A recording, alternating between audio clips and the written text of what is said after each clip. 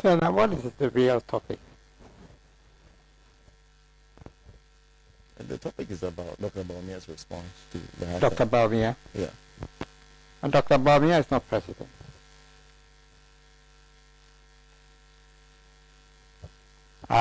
My understanding is that this business about fixing the country is directed at the president. He was elected. He has our mandate. Or he has stolen our mandate. Let's put it that way. And we could go into the history of how this thing has arisen. I'm not sure whether our president is in the jurisdiction. Has he traveled? Yes, he's traveled. Yeah. It just sums up the attitude of our president. And something that the MPP has worked carefully at constructing, which I don't intend to get trapped by.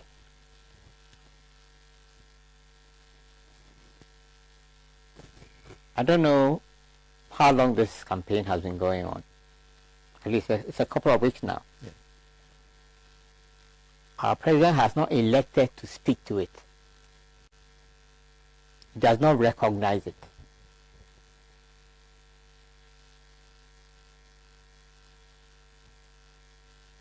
On the contrary, he has decided to take a relatively long leave of absence. I think he's going to be away for how many days? 3 to 4 days. No. Yeah. Precisely. Precisely. So you're well into, a couple of weeks into a campaign that raises fundamental issues about his legitimacy, about the legitimacy of his regime, about the problems, the concerns, the hopelessness of many young people. The most potent force in any country feel about our present and our future. He has not found it fit to respond. Instead, you have a host of minions and agents who are coming out with responses that have very little to do with the concerns that are being expressed. I don't think that half of them even understand what is driving the campaign. Yet, they are making responses on behalf of the regime. But none of them was elected by the Ghanaian people. Well, okay, apart from the MP, we say. Bawumia as part of the ticket. The finance minister was not elected by us. The president, who has the people's mandate, has chosen not to even address it. Has instead taken off for a long leave of absence.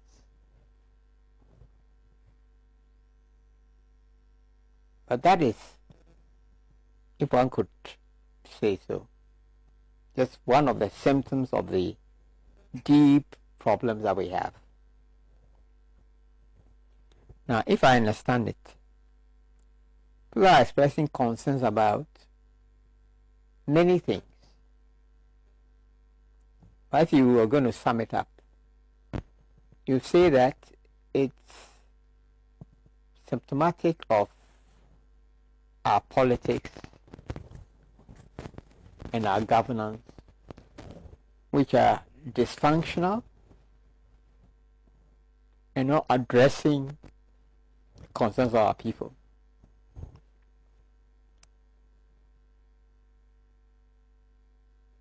At the heart of it, from where I sit, are matters that are constitutional. You have an overbearing executive, very powerful. You have a rubber stamp parliament.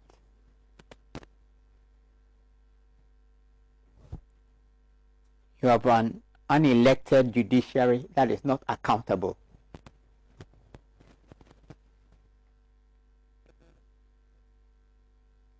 Now, if you were tasked to design an architecture of government to guarantee failure, if you were tasked, if anybody was given the task of coming up with a structure of government to guarantee failure, it will be difficult to beat this arrangement that we have imposed on ourselves.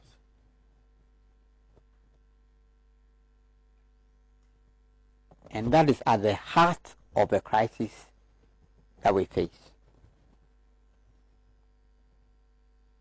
It's reflected in some other parts and other aspects of our current situation, including the so-called culture of silence and the impunity that drives many of the current issues. Now, I refuse to focus on Dr. Bawumia because we did not elect him president. He has come out with what you call the standard MPP playbook when issues are raised. Is to trot out a list of what you might call sometimes irrelevant, sometimes insignificant so-called achievements as a response, but which in no way address the core issues at stake. It means that there's a fundamental lack of understanding about what the concerns of people are. Okay? Now, of course, there are day-to-day frustrations that people have. There's no water. Your power goes on and off. You have bad roads. But all of those are symptomatic of a politics and a government that is in acute crisis.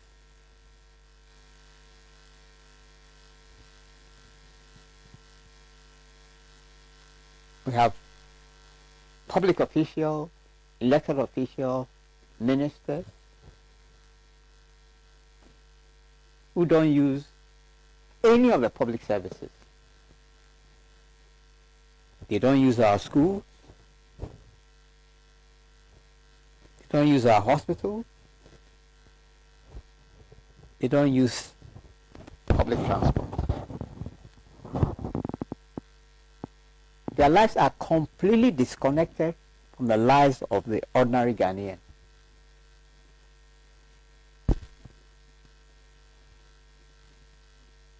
So you're delivering to me an education system that you say is going to deliver quality. Okay, well, the president is a grandfather, so I don't expect that he has kids who are going to go to school. We certainly will have grandchildren. There are ministers who have kids. Their kids are not in our public school. They don't use public transport.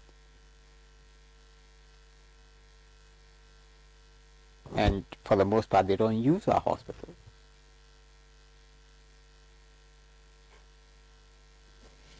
But that in a sense reflects the state of crisis that we have.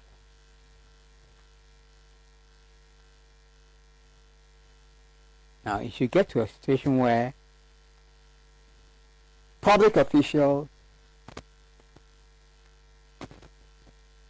We used our school. I remember I went to a lowly primary school and also home school. At the time, you had ministers who were in Nkrumah's cabinet. This was a public school. Today they'll call it Saito, right? You had at least 2 persons who were high ranking in Nkrumah's government, who were their children in the school, ordinary primary school. Today, it will not happen.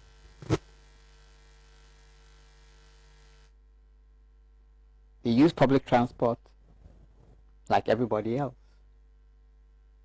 It will not happen today.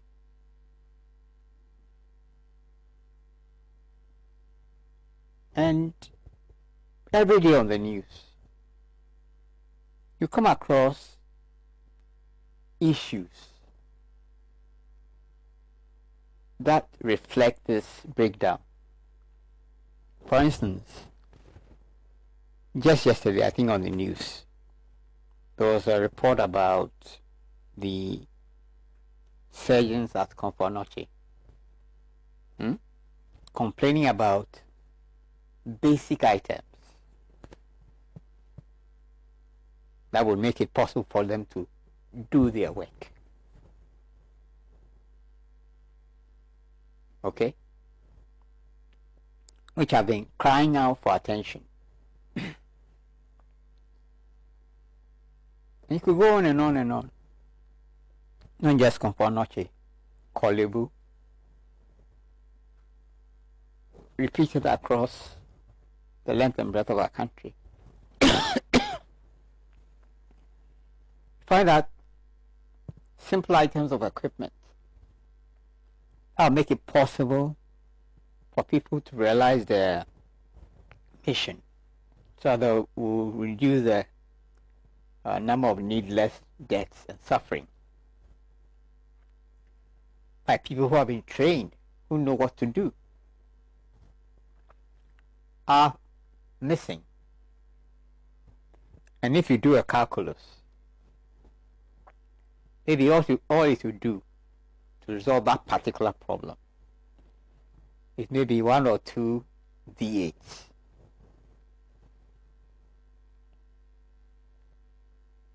Right?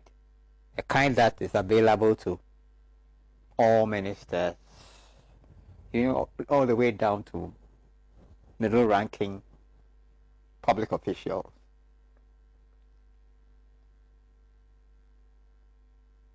But these things are not being addressed. They are not being fixed. And the person who has responsibility for that is the president. So in that context, I see the vice president and everybody else as mere props for the president. Now, one other reason, or maybe for me, maybe a principal reason, is that I refuse to accept our president as a fetish, which is what the MPP has constructed for themselves, and which many Ghanaians have now come to impose on themselves. So our president, the fetish, does no wrong. Indeed, he has no responsibility. If there are problems, but they went through the past 4 years, blaming every president, every problem on former President Mahama. But they have started their stolen second term with the same refrain. If there's a problem, you blame President Mahama. The next, you blame the Ghanaian people for not demanding solutions to that problem when President Mahama was president. They have no responsibility. Our president has merely taken over a family possession that has long been denied to him. In a sense, it took having to lie. And I was struck by the point that you made about Bawumia lying. Nobody lies more than the president.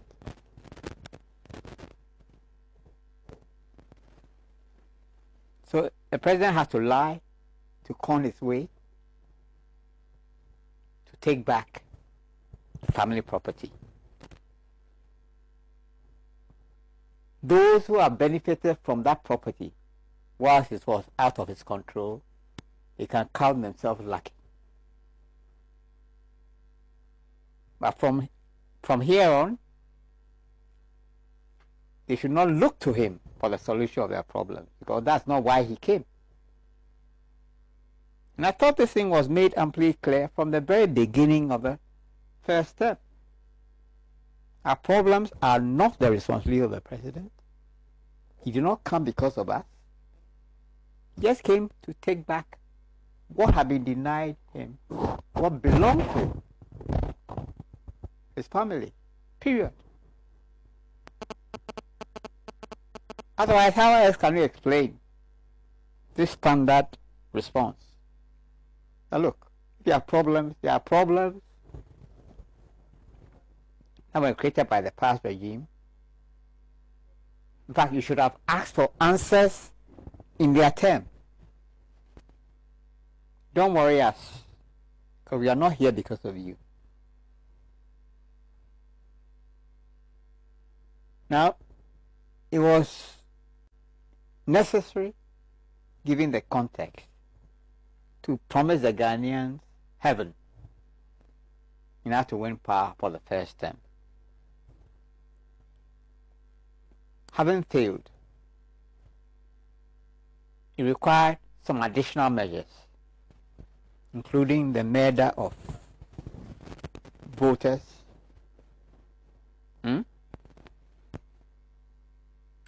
and to steal a second term. It required bribing, offering free water, free electricity, and the good people of this country must now pay for these things.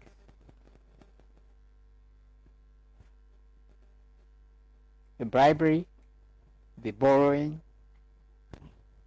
all the expenses that were needed to get a second term are going to be paid for through austerity, taxes, levies, and the deterioration in public services, bad as they are now. And we can expect more of the same, not any lessening.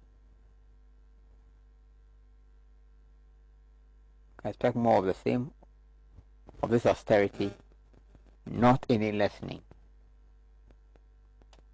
But again, the MPP has trotted out what has worked for it, it believes time and again, which is this. They believe that there's no problem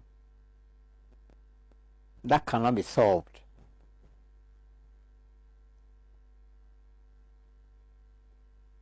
without a few choice slogans and spin,